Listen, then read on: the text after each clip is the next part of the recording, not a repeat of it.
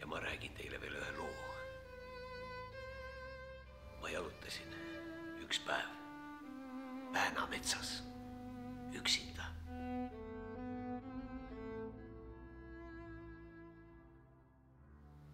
Ja siis ma nägin varju. Issand, keda? No keda sa ise arvad? Ei ole. See oli tema.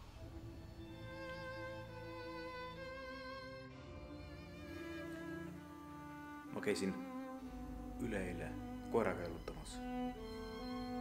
Ja maja nurga taga murupori sees nägin jälgi. Teate, kelle omad need on? Ei tea. Kelle siis? Nad ise teate. Ise võite arvata, kelle omad need olid. Aga mehed, teate, mis mul üks päev juhtus? Läksin poodi. Juba ukse pealt vaatasin.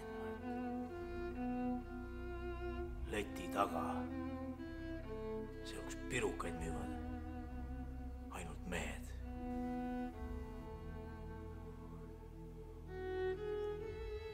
Ja läksin edasi.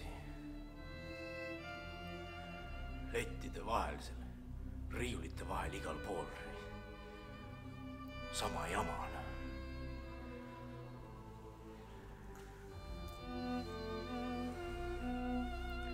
Tükk aega mõtlesin, mida ma teen. Ei julgenud edasi ega tagasi minna. Kallid naised, ilusat naistepäeva!